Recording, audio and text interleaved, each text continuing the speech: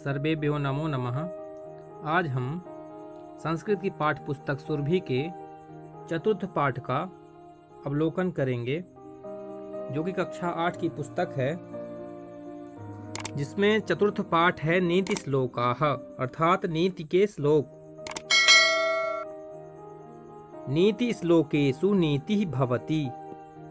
नीति के श्लोकों में नीति होती है। नीति श्लोकेषु अर्थात नीति के श्लोकों में नीति ही भवति, नीति होती है। जीवन विषये, समाज विषये, राष्ट्र विषये, धर्म, वैराग्य, संस्कार, परोपकारादि विषये प्रामाणिकं, सुचिंतितं, वैज्ञानिकं च चिंतनं नीति श्लोकेषु लभ्यते। अर्थात इसके अर्थ को देखेंगे। जीवन विषय, जीवन के विषय में, समाज विषय, समाज के विषय में, राष्ट्र विषय, राष्ट्र के विषय में, धर्म, वैराग्य, संस्कार, परोपकार आदि विषय, धर्म, वैराग्य, संस्कार, परोपकार आदि के विषय में प्रामाणिकम, प्रामाणिक, सुचिंतितम अर्थात सु अर्थात अच्छा, अच्छा चिंतन, और वैज्ञानिकम अर्थात वैज्ञानिक चिंतनम नीति श्लोकेषु लभ्यते। ऐसा चिंतन नीति के श्लोकों में पाया जाता है। संस्कृते नीतिम आश्रित्य श्लोक रचनायाः, शतक रचनायाः च परंपरा अति प्राचीना विद्यते। संस्कृते नीतिम, संस्कृत में नीति के द्वारा आश्रित अर्थात उनको आधार मानकर, श्लोक रचनायाः, श्लोक की रचना, शतक रचनायाः, शतक अर्थात 100 श्लोकों का संग्रह रचना करने की परंपरा, चा परंपरा अति प्राचीना विद्यते, ऐसी परंपरा अति प्राचीन है। वस्तुतः अल्पैः शब्दैः महनीय भावानां, उदात्त विचाराणां, श्रेष्ठ विषयाणां च महत्वपूर्णं विवरणं नीति श्लोकेषु लभ्यते। वस्तुतः अल्पैः शब्दैः, बहुत ही थोड़े शब्दों के द्वारा, महनीय भावानाम अर्थात प्रतिष्ठित भावों का, उदात्त विचाराणाम उदात्त विचारों का, और श्रेष्ठ विषयाणाम च और श्रेष्ठ विषयों का, महत्वपूर्णम विवरणम नीति श्लोकेषु लभ्यते। महत्वपूर्ण विवरण जो है नीति के श्लोकों में ही पाया जाता है। अब आगे बढ़ेंगे श्लोक की ओर। अर्थागमो नित्यमरोगिता च प्रिया च भार्या प्रियवादिनी च वस्यश्च पुत्रोर्थकरी च विद्या षड्जीव लोकस्य सुखानि राजन। अब आगे कहते हैं, हे राजन, अर्थगमो नित्यमरोगिता च, नित्य ही धन का आगम हो, निरोगी हो, प्रिया च भार्या प्रियवादिनी च अर्थात पत्नी हो, पत्नी जो हो प्यारी हो, प्रिय बोलने वाली हो, प्रियवादिनी अर्थात प्रिय बोलने वाली हो, आज्ञा का पालन करने वाली हो, वस्यश्च पुत्रोर्थ करी च विद्या, पुत्र जो हो वो कैसा हो, आज्ञा का पालन करने वाला हो, और अर्थकरी अर्थात अर्थ धन का संग्रह कराने वाली विद्या हो, अर्थकरी च विद्या। षड्जीव लोकस्य सुखानि राजन, ये 6 संसार के सुख हैं। हे राजन सुनो, यह 6 संसार के सुख हैं। आगे देखेंगे। अयुक्तम स्वामिनो युक्तम, युक्तम नीचस्य दूषणम, अमृतम राहवे मृत्युः, विषम शंकर भूषणम। अयुक्तम स्वामिनो युक्तम, अयुक्तम स्वामिनो युक्तम अर्थात समर्थ, समर्थ तथा शक्तिशाली व्यक्ति के लिए अनुचित भी उचित हो जाता है। युक्तम नीचस्य दूषणम, और नीचे स्तर का जो मनुष्य है, व्यक्ति है, असमर्थ है अगर वो, तो उसके लिए भी उचित भी अनुचित हो जाता है।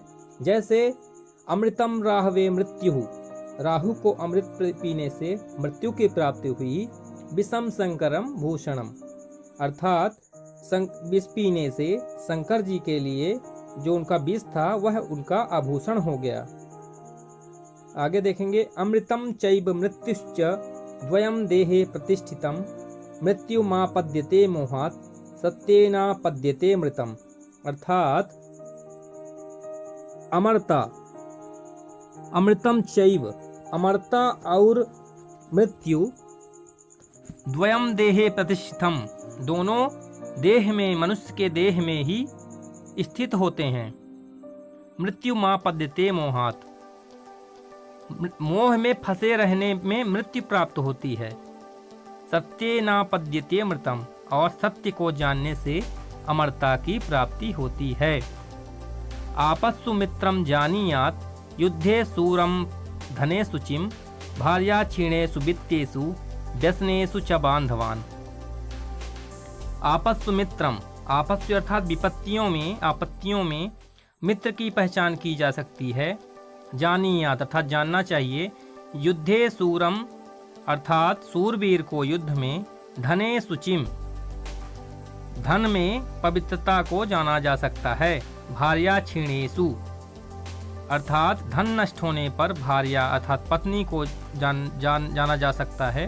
वित्तेषु व्यसनेषु च बांधवान, और भाई बंधुओं को संकट में ही जाना पहचाना जा सकता है।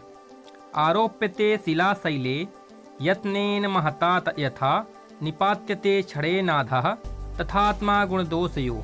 आरोप्यते शिलाशैले अर्थात जैसे पर्वत पर शिला को पहुंचाना पर्वत पर बहुत ही कठिन कार्य है, और यत्नेन महता यथा, और एक क्षण में ही उसे गिराना उतना ही आसान है। निपात्यते क्षणे नाथः, वैसे ही प्राणी तथात्मा गुणदोषयोः, तथात्मा गुणदोषयोः, वैसे ही जो प्राणी है गुण और दोष को ग्रहण करता है, अर्थात गुण कठिनता से और दोष सरलता से ग्रहण कर सकता है मनुष्य। जो गुण हैं वो बहुत कठिनता से प्राप्त होते हैं, और दोष सरलता से ही व्यक्ति को घेर लेते हैं। उद्योगे नास्ति दारिद्र्यम, जपतो नास्ति पातकम, मौने चा कलहो नास्ति, नास्ति जागरिते भयम। उद्योगे नास्ति दारिद्र्यम अर्थात परिश्रम करने से दरिद्रता कभी नहीं रहती, गरीबी कभी नहीं रहती। जपतो नास्ति पातकम, जैसे हे भगवान का नाम लेने से पाप नहीं रहते, भगवान का नाम लेने सभी कष्ट दूर हो जाते हैं। मौने चा कलहो नास्ति, मौन चुप रहने से कलह अर्थात लड़ाई झगड़ा कभी नहीं होता। नास्ति जागृते भयम, और जागते रहने से चोर आदि का भय कभी नहीं होता है। किम छिद्रम को नु संग को में, किम वास्त्य विनिपातितम, कुतो ममाश्रयेत दोषः इति नित्यम विचिन्तयेत। किम छिद्रम तु नुसंको अर्थात किम छिद्रम को नुसंगो अर्थात क्या मुझमें क्या बुराई है, क्या आसक्ति है। किम वास्त्य विनिपातितम अर्थात कौन सी वस्तु है जो हमारा निपातितम अर्थात जो हमारा पतनशील नष्ट कर देने वाली है। कुतो ममाश्रयेत दोषः, मुझमें दोष बुराइयां कहाँ से आते हैं। इति नित्यम विचिन्तयेत, इनके बारे में हमें सदा सोचना चाहिए। जैसे कि मुझमें क्या बुराई है, मेरे अंदर क्या किस चीज़ के लिए आ सकती है, और कौन सी वस्तु है जो मुझे पतन की ओर ले जा सकती है। मुझमें दोष बुराइयां कहाँ से उत्पन्न होते हैं, यह सदा ही हमें मनुष्य को सोचना चाहिए। आगे के देखेंगे। गुणेषु क्रियताम यत्नः किमाटोपैः प्रयोजनम, विक्रियन्ते न घंटाभिर्गावः क्षीर विवर्जिताः। गुणेषु क्रियताम यत्नः अर्थात गुणों के उपार्जन में प्रयास करना चाहिए। किमाटोपैः प्रयोजनम, किमाटोपै यानी आडंबर जो हैं, दिखावे, बाहरी दिखावे से क्या लाभ, किम प्रयोजनम क्या लाभ है। विक्रियन्ते न घंटा भिर्गावः क्षीर विवर्जिता।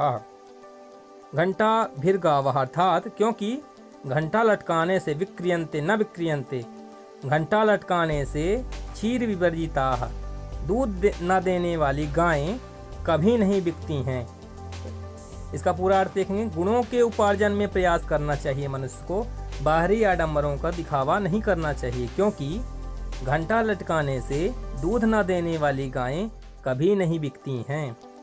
आगे का श्लोक देखेंगे, निर्धनस्य विषम भोगो निस्तत्वस्य विषम रणम अनभ्यासे विषम शास्त्रम अजीर्णे भोजनम विषम। निर्धनस्य विषम भोगो, निर्धन के लिए भोग विलास विष है, क्योंकि उसके पास संपत्ति ही नहीं है। निस्सत्वस्य विषम रणम, शक्तिहीन के लिए युद्ध जो है विष के समान है, क्योंकि उसके पास असक्त है, वो उसके पास शक्ति ही नहीं है, तो युद्ध लड़ने योग्य है ही नहीं वो। अनभ्यासे विषम शास्त्रम, अभ्यास ना करने वाले के लिए जो शास्त्र है वो विष के समान है, क्योंकि उसका अभ्यास ना करने से शास्त्र जो है लुप्त हो जाता है। अजीर्णे भोजनम विषम, अपच होने पर भोजन भी विष के समान हो जाता है। निर्धन के लिए भोग विलास विष है, अशक्त शक्तिहीन के लिए युद्ध विष के समान है, अभ्यास न करने पर शास्त्र विलुप्त हो जाते हैं, इसलिए वो विष के समान है, और अपच होने पर भोजन विष के समान हो जाता है। इसी प्रकार से ये चतुर्थ अध्याय नीति श्लोक का है यहीं पे संपूर्ण हुआ।